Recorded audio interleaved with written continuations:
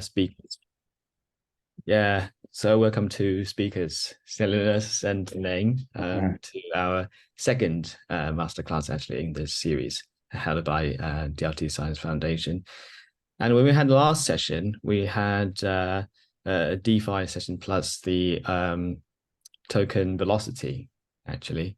But the feedback we got was that, we need to go a little bit deeper into tokenomics, but also they wanted to see more use cases, right? So that's what we bring to the audience today.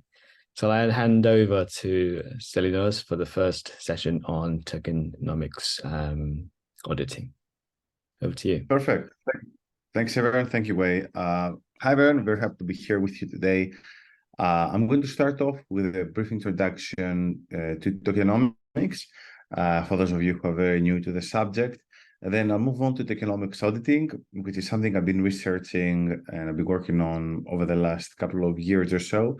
And I believe is one of the themes that is going to play a very important role in the very near future in the space of crypto and blockchain. So a few words about who I am. My primary background is in data science and AI. However, I was one of the very first people to take tokenomics seriously in 2017. And essentially what I did was I took some of the tools and methods I knew from the space of data science and machine learning and stochastic modeling and applied them to token economies. I'm a data science advisor at London Business School. I did my PhD in machine learning at UCL. And I've also written 3 books on AI and data science. If you want a copy, just feel free to shoot me over an email. I'm more than happy to share them with you. I'm the CEO of the Tesseract Academy, and this is my personal blog, thedatascientist.com. So a brief history of tokenomics. Let's start with how tokenomics came about. So tokenomics was essentially created via Ethereum. So Ethereum was launched in 2015, and it allowed the creation of tokens on its virtual computer. And this gave rise to an explosion of initial coin offerings in 2017. So essentially, it became very easy for anyone to create a token on top of Ethereum and program this token to have whatever utility, whatever properties they wish to impose on it. And this is what gave rise then to other innovations like DeFi, NFTs, the metaverse, and lots of other things that I'm sure we're going to see in the future.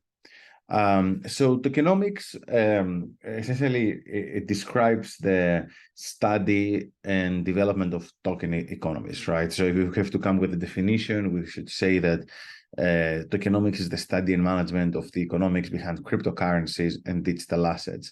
It's probably important to make a distinction between tokens and cryptocurrencies.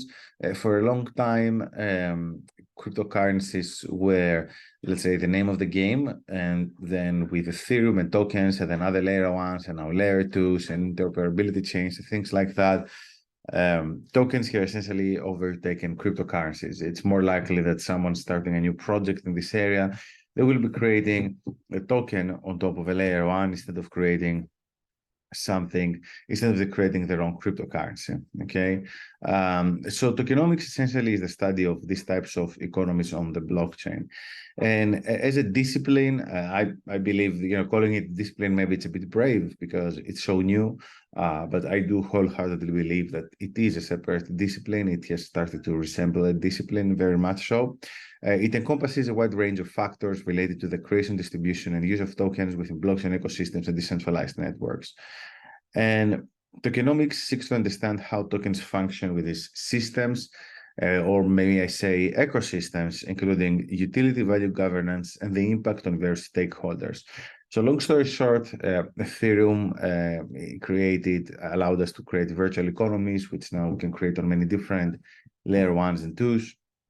And essentially, tokenomics tries to understand what are the principles governing those economies. And that's not just an academic study. The thing with tokenomics is that we really care about optimizing these economies in order to align incentives to achieve a particular purpose.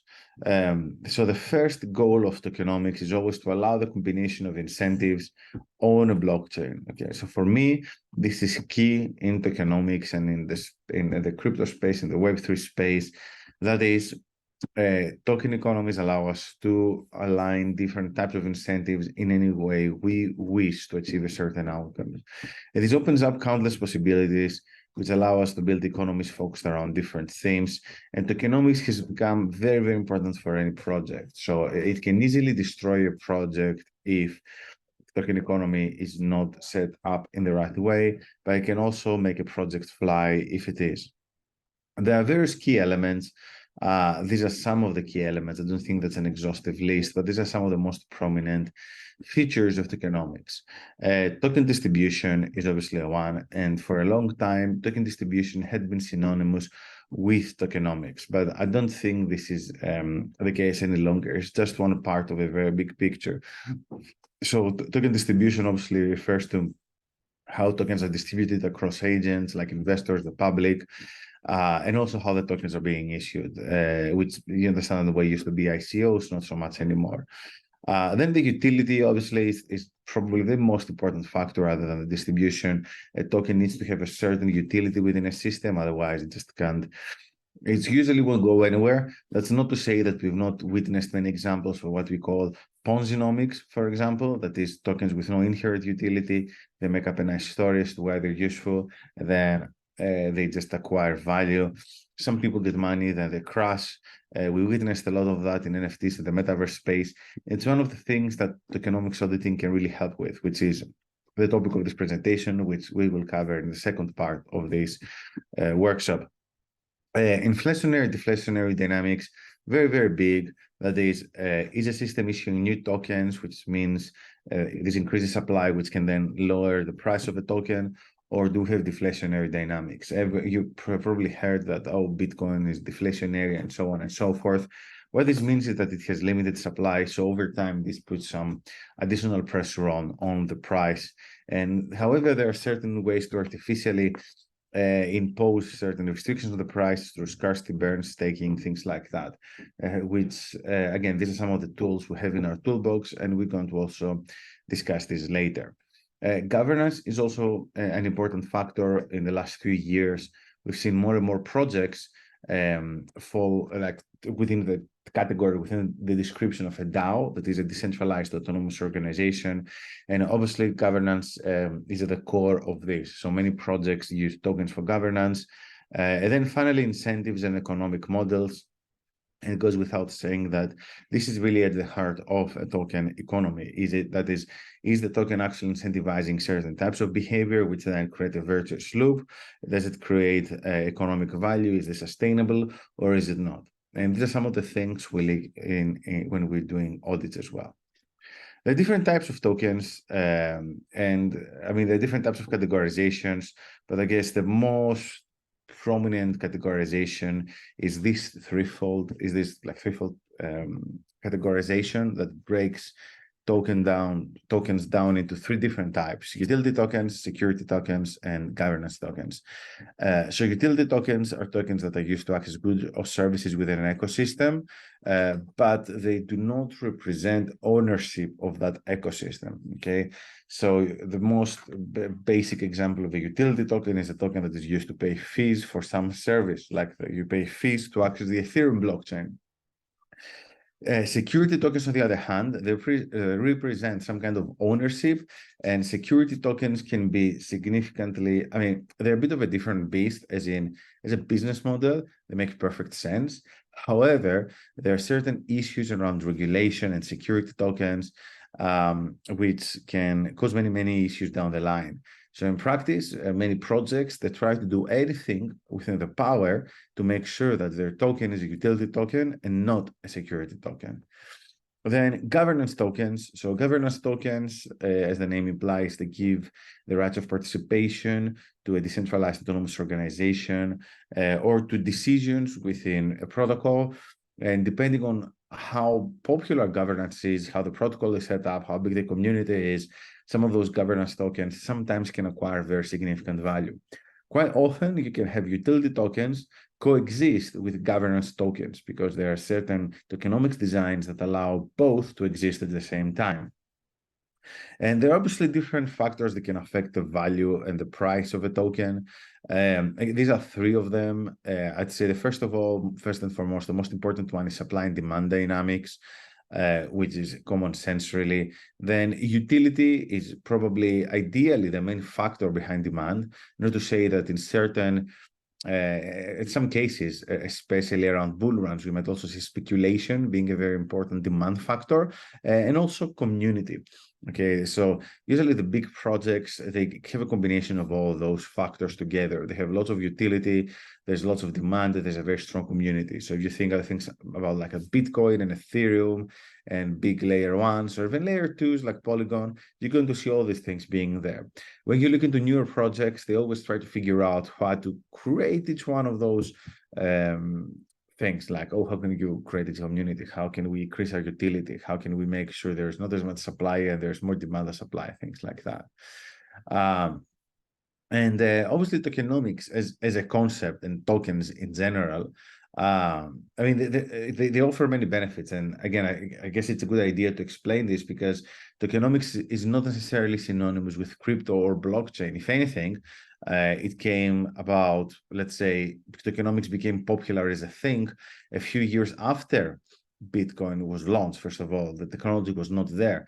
So it's important to state that there are certain benefits in using tokens instead of just using, instead of just like avoiding them completely. And some of those benefits obviously include the fact that you can unlock latent demand. This is what I call, like certain projects, they allow the creation, let's say, of value or the exchange of value in ways that it wouldn't have been possible without tokenomics. So, for example, decentralized exchanges, they can operate 24/7. So they allow you to exchange, cryptos, or if you have synthetic assets, maybe even like stocks and shares, 24/7 without an intermediary, right? Which means that if there is demand for a certain part of the population that wants to trade crypto, let's say at midnight, when because whatever, then they can actually do this. So compare this against a real stock market where this is not possible, right? Stock markets, they work over a few hours every day. This is the only time where you can buy a stock. And I guess that's similar to some other business models in technology like Uber or Airbnb, where essentially all they're doing is they're unlocking latent demand. I have an asset, a house, and I want to use it somehow. You can just rent it out using Airbnb. Then alignment of incentives is also a very important factor, and this is really the core of any economy. And obviously, increased efficiency, improves transparency, and enhanced security. So all this goes back to also having a community with aligned incentives. So when these things take place, then you have added value, and there's more trust, and obviously the system is more difficult to crack, to hack. So obviously tokenomics is a very challenging field as a whole, right? So it's a field that's quite complex, and it's not an easy topic to understand, especially for those new to cryptocurrency space. I've been working in this area since 2017, and I've helped many projects get their feet off the ground. And I can tell you, it's not that easy to figure out how to design the right token economy. And I think it's still a nascent field, so we're figuring things out as we go along in many cases. Obviously, tokens can be very volatile, especially for early stage projects, but even like mature projects, they can be quite volatile. So it can often be a bit tricky trying to figure out how to reduce this volatility and how much of a risk it imposes. And suddenly there's always the shadow of regulation, and that is, we don't know, for example, with ICOs, they were essentially killed off by regulation. There's this thing with projects trying to avoid being labeled securities and things like that. So this is like a very common ubiquitous risk in tokenomics that everyone's trying to address all the time. Okay, so that was like a short primer on tokenomics for those of you who are new to the subject. And now I'll move on to discuss tokenomics auditing, which tokenomics auditing, I believe, is it is one of the latest innovations in tokenomics design, and it's something I've been working on for the last 2 years. And I do believe in the next bull run, which might happen next year or the year after that, who knows, we're going to see more and more projects actually wanting to be audited in order to demonstrate their quality. And so the reason and the why behind tokenomics auditing is going to be very easy to explain after we go through a couple of case studies. And obviously, the first case study that we ought to mention is that of the Terra Luna crash. So I'm sure that each and every one of you must have heard about Terra Luna and the crash that took place. I think it was last year, if I'm not mistaken. Yeah, it was last year. So Terra Luna was one of the biggest projects in the crypto space, and it was a decentralized algorithmic stablecoin. So there were two tokens in Terra Luna, one called Terra, which was the stablecoin US Terra, and then Luna, that was an auxiliary token that was helping stabilize the primary token. So for a long time, Terra Luna was operating just fine without any real problems. So the Luna price, as you can see on this chart, the orange one, was going up and up and up. And then Terra was stable, which is a stable coin. So you expect it to be around $1, as you can see on this chart. However, at some point, the peg of the US Terra, it broke down. It went a little bit below $1, and then it completely crashed and everything went all to zero. $45 billion were lost, and there were many, many issues as to why this happened. But some of the issues that definitely played a role was that, first of all, there were no proper mechanisms to induce stability.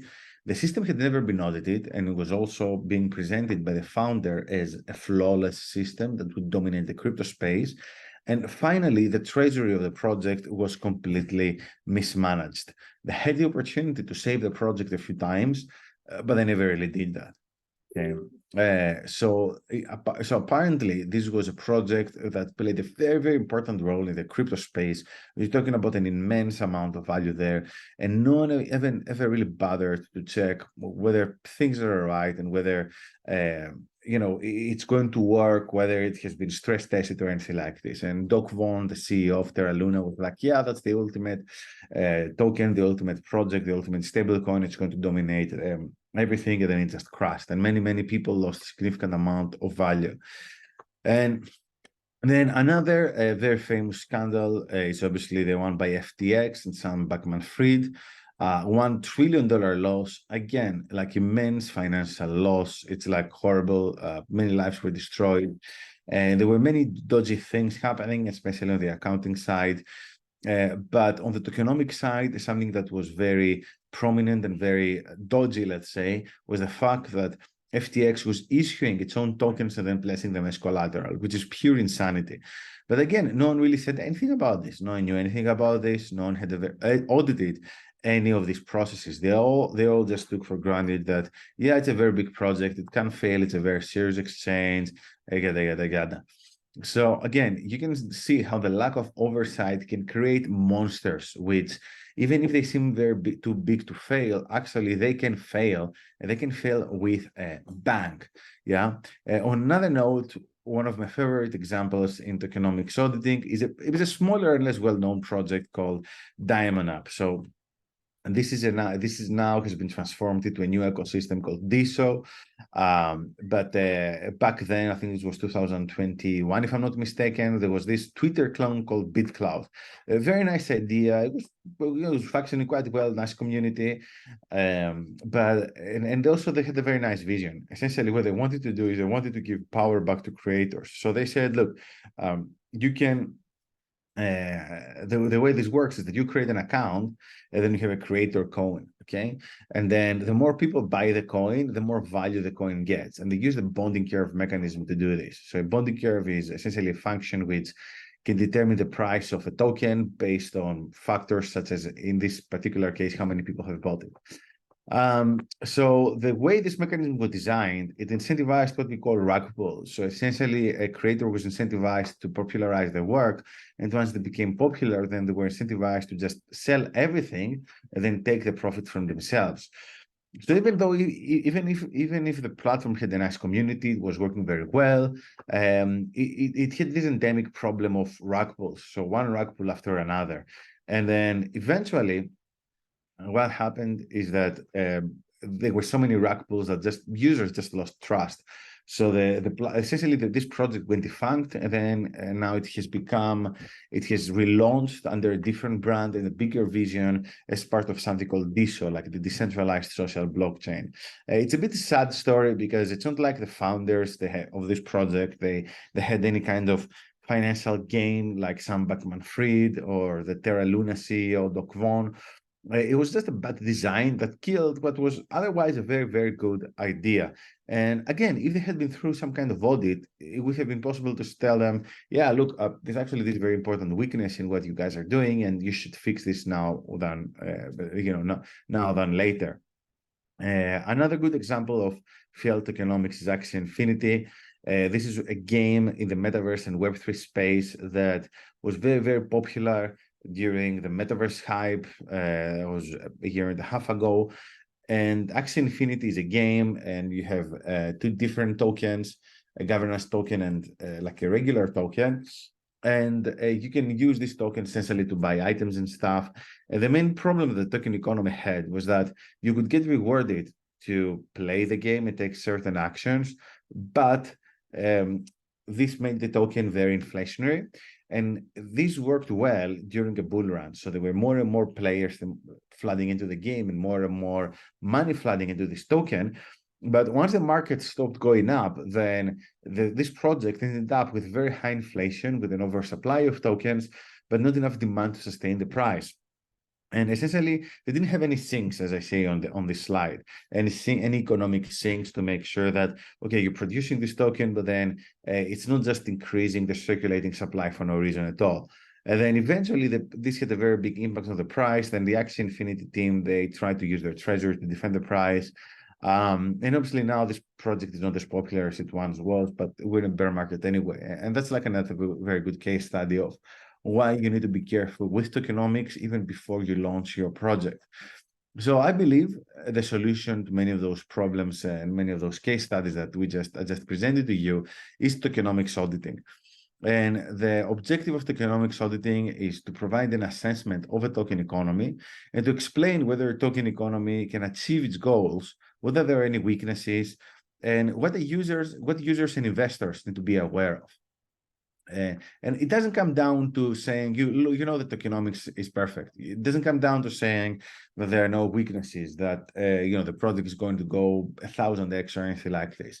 But it comes down to identifying weaknesses, making a project more robust, and helping users and investors make a better informed decision, which is this is what the users of Terra Luna, this is what the investors of FTX didn't have. They didn't really, they were essentially misguided. And even if they weren't necessarily misguided in the sense that, being the victims of fraud, even though that's debatable, they were still misguided. As in, for example, I think when Doc Von was saying that Terra Luna is flawless, he really believed what he was saying, because that project, no one had ever really audited it. And so here's the pillars of tokenomics auditing, which I have put together through my research in a checklist that anyone can use. It's publicly available. It's published on the Journal of the British Blockchain Association, and anyone can use that in order to go through this list and identify whether their project fulfills the criteria it needs in order to be considered a robust and safe project.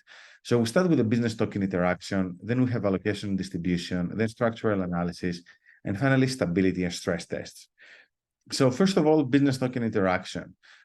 This is an example. This is a very interesting graph which shows the price of Olympus DAO. Okay, so Olympus DAO is a very famous example in what we call Ponzinomics, which is when a project doesn't really have a very good business model, but it creates value simply through financial hacks. And this is what happened with Olympus DAO. So they had a business model that it would acquire value as users would invest money in it, but didn't really have a way to preserve this value. So, and what happened is it went up and then eventually it crashed, as you can see on this graph. And this is one of the most important questions for any tokenomics project. Do tokens improve the current business model, or they do not? And then this leads to the second question. Is the token a nice to have or an essential part of the business model? And then the third point, can the project gain value, not just the token, but the project itself, like the economy itself, in fiat terms? If the answer is yes to all of these three questions, then your project is in a good place. If the answer is no to any of those questions, then maybe you have to re-examine some of the fundamentals and maybe even the whole design or the business model of your project. Then we move on to the structural analysis, as we call it. That is an analysis of the structure and the dynamics of a token economy. But the structural analysis of any project is by far the most difficult and demanding part, with the exception of simulations, which can take a lot of coding work. So in structural analysis, we go through each one of those points. We start off with the cash flows. That is money coming in and money coming out. A token economy is a lot like a real economy. That is, we want to see that the inflows are more than the outflows. Then the mechanisms of all the economic agents involved. And at this part, we might even do game theoretic analysis to understand how the incentives align with each other. Then the demand drivers. Okay, so is there anything that is driving demand? And if some factors drive demand for a token, can the project affect those factors? So can it increase demand if it wants to do so? Then governance, and then empirical proof. Okay, so governance, okay, this refers to analysis of the governance mechanisms, if such a thing exists for a project, maybe there's not. And then empirical proof refers to the existence of data from similar or related projects or projects that use similar mechanisms. And then this empirical proof would indicate that maybe these mechanisms, if they work in some other place, then they can also work for this particular project. So stability and stress tests. Okay, so this is the next sector, the next section of an audit. How exposed to shocks is the token? So as we saw in some of the earlier cases, some tokens like Terra Luna were very exposed to shocks. Okay, so this is where running a simulation can help a lot with understanding how robust the token is. And does the token appreciate when simulated? If the objective of a token is to provide a peg or some other functionality, this question can often be ignored. But in most cases, most tokens that don't want to be stable coins, they want to appreciate in value. So you should at least make sure that they can preserve this value. And finally, does the system have feedback loops which could accelerate a crash? A good example being the Terra Luna case that suffered from this type of feedback loop. So I've put everything together into a simulation library in Python that is also using some research that we've done with the UCL Blockchain Center in order to generate the evaluation models. That is, what is the fair value for a token given certain assumptions. And we also can simulate different scenarios and perform stress tests. I'm going to show you an example of how this works in a bit. And one of the aspirations behind this framework for tokenomics auditing is to create a very simplified way to understand what's the value of a project. And we're doing this through a letter scoring. Essentially, we're trying to imitate what Moody's is doing with banks and bonds and corporate bonds and all of this kinds of stuff. So this is a letter scale that has been inspired by Moody's, and then depending on the score, that you get a score based on the analysis and based on the checklist, which I'm going to show you in a second. And then based off of that, then we can get a letter score. And again, it doesn't mean that every project has to go for AAA. I don't think that's the case. However, I do think that most projects should aspire to at least get a B. Okay, there are obviously certain projects which, by their nature, they can be quite risky, which means that an A score maybe it's not possible, and that's fine for certain types of projects. So if you're dealing with, I don't know, DeFi and crypto derivatives, you're never going to be a very safe project, and that's absolutely fine. Absolutely fine. Okay, so and here's an example of an audit of Terra Luna. There are many questions in that checklist, which I just described, and we're going to go through it in a second. On this particular slide, you see answers to certain questions which would influence the scoring of Terra Luna. So to make things a bit clearer, in the paper, which I'm going to share with you, we go through a fictional audit of how could have someone audited Terra Luna if they had this checklist back then before Terra Luna crashed, okay?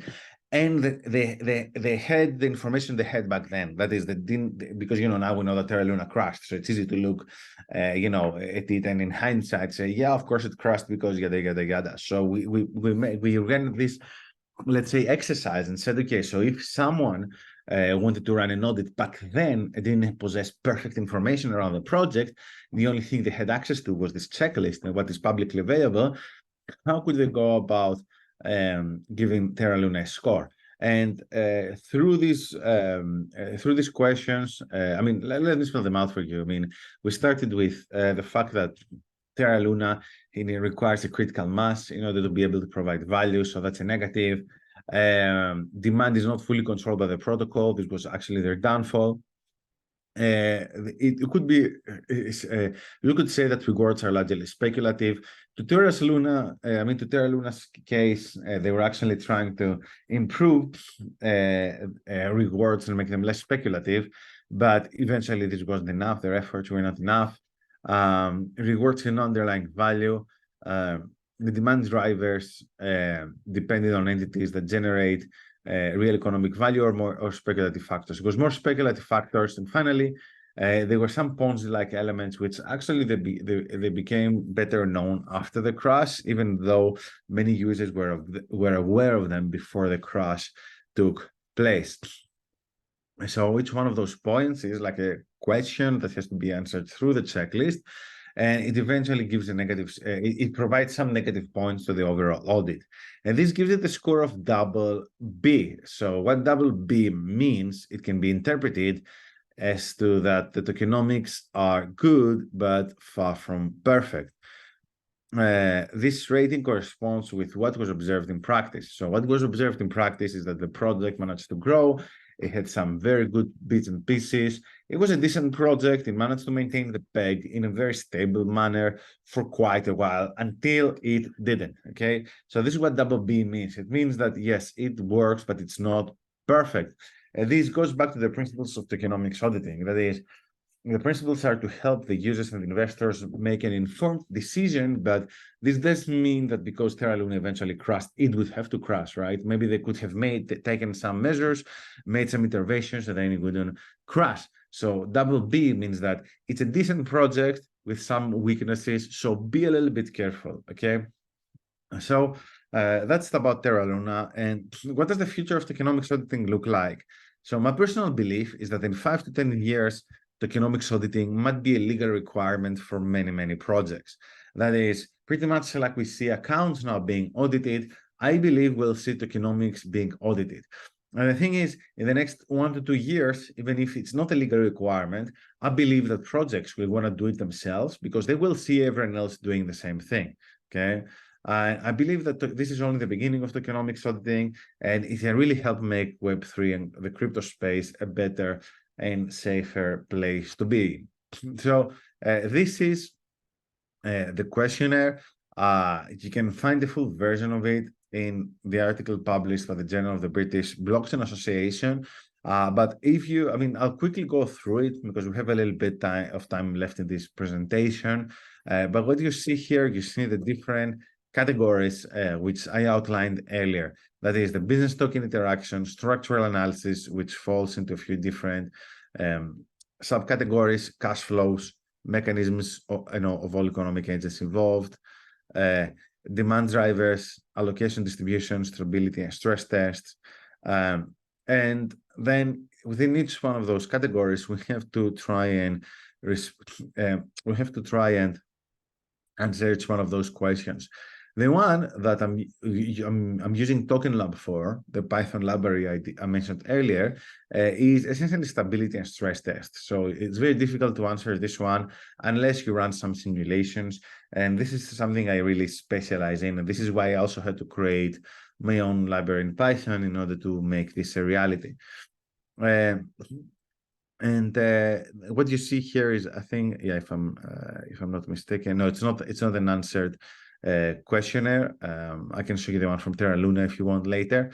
But what you see here, you see this yes and no, and there are some numbers next to these yes and no's. So essentially what this means is they give or subtract points from different from each one of those, let's say from the overall score, and then it allows you to place a project on this table. So you can say that's, I don't know, a D or a triple A or a double B or whatever it might be. So that's essentially the intention behind this score. Now, obviously, don't take this as the ultimate tool, right? So you still have to do your own due diligence, and you still have to be a bit pragmatic about it. I think that probably that's a bit too difficult for the average user to use, but I think if you're a founder in this space, you're going to benefit a lot by going through these questions and actually reflecting upon them and trying to understand what they mean and whether they, whether you're actually doing something wrong in your design and how to improve it. So if you want to know more, feel free to shoot me an email, and I'm also more than happy to share the paper with you, which is actually publicly available. I'm not sure I can share this in the chat, or actually I think I can. Let me share a link to the paper now. Sorry, give me a second. Oops, sorry, apologies. Because I think it can make for a very good read for anyone who's interested in this space. So essentially, my current research, for those of you who are interested in to know more about what we're working on, is automating tokenomics auditing, okay, through this type of library and through simulations and combining also LLMs into the mix. So if I can share another window for a second, what I'm currently working on, I actually shared more about this on LinkedIn today, so give me, so here. So you can see I've integrated my library with ChatGPT, so you can say things like, hey, Tokenomics, can you please show me a demo simulation? Get the thing I need to add it. Yeah. So let's see.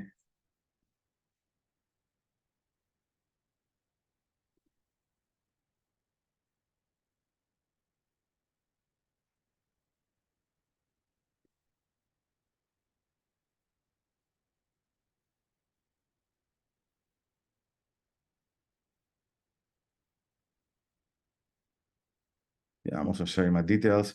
So you see how using ChatGPT and Token Lab, we will be able to create simulations very, very fast. I think in the near future, once we see like new versions of ChatGPT and more LLMs, and also Token Lab itself is improving, and we're adding more and more research into it, we will be able to roll this out very, very fast. And ideally, in the near future, we'd like to be able to audit tokenomics in an automated fashion.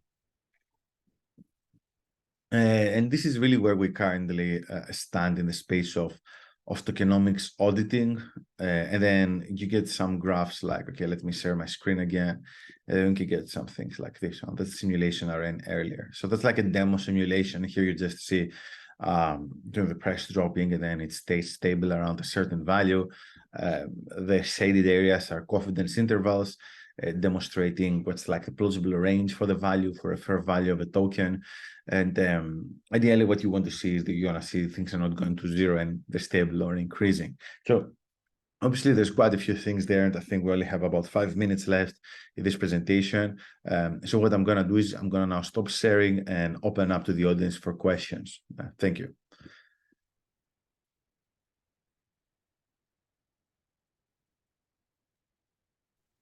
That's great. Thanks very much, Stylianos.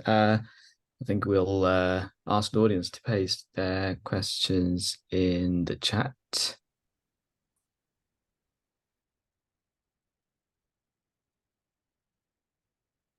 Hey, wait.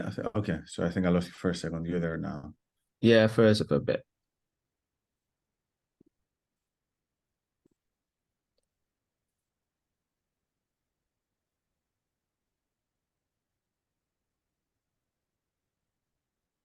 Yeah, let's see. So is there any kind of ready-made tools out there that you can actually run audit if you see some kind of tokens out there, or do they have to kind of run deep down and do analysis by themselves? Yeah, there are no tools for auditing. There's a graphical user tool, GUI tool called Machinations, but the reason I created Token Lab is because I was finding it very restrictive. it's still early days in this space. So I'm afraid no tools out there. Like when I provide this service to clients, it's a combination of consulting and coding and things like that. Yeah. Okay. That's a bit sad. It's not accessible to everyone. Someone has pasted a question in the chat.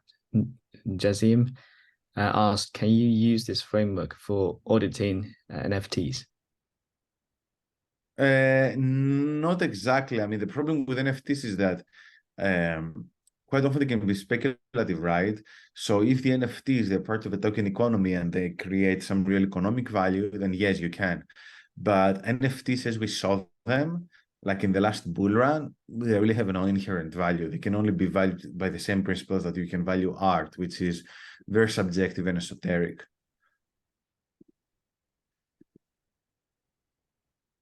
Okay. And I think we've got someone else in the audience that has a question.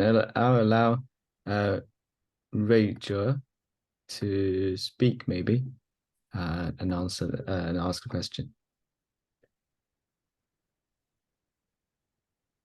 Yeah, it is. He said, they said, is that possible to use machine learning to do risk or fraud prediction in tokenomics? Yeah, I mean it is, but it depends on how you mean it, right? So if you're talking about using a machine learning model on a protocol to detect fraud, then you absolutely can. This is what banks are doing in traditional finance. If you're talking about auditing, like I showed you, we incorporate some machine learning in Token Lab. So yes, you can use that as well. I mean, obviously, I'm a machine learning expert. That's my bread and butter. So I'm very eager to use machine learning in any opportunity I get. Okay, sounds good. We'll see if there are more questions coming from the audience.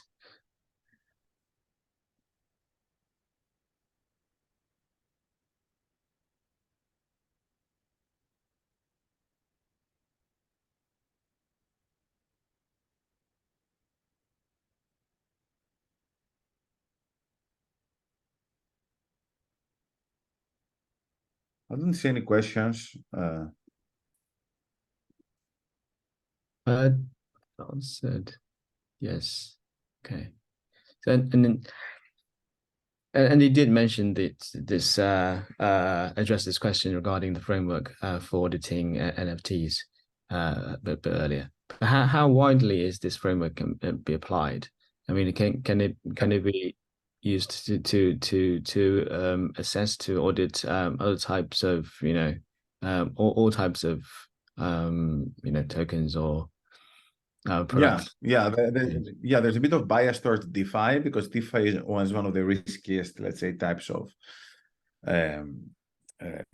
things we have seen in the Web3 space. But yeah, you can use it for pretty much anything, any kind of token, really.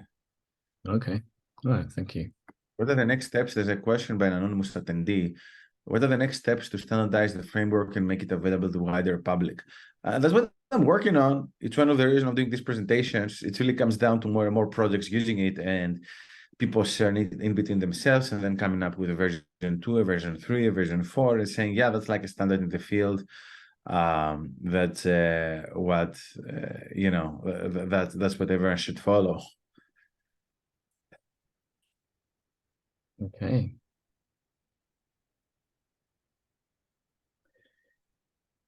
It's very interesting actually. If that's going to combine very well with the DeFi world, because when I was checking with chatting with other people around whether DeFi has to come into the educational materials and content, people were not sure about it, right? Do you think that would make a good material if we combined auditing mechanism together with the DeFi and coins that make a kind of complete set of educational materials for people to both make investment decisions but also be able to be educated more in this area? Yeah, I think education is key to avoid things like Terra Luna happening again, and people falling victim to, to the wrong types of ideas and and hype. Yeah. Okay, thank you. Let's see if there is any more questions from the audience.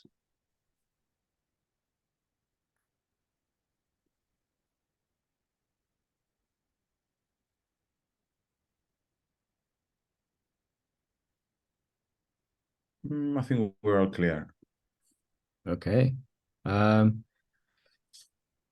If that's the case, allow me to thank you very much, Stylianos, for Perfect.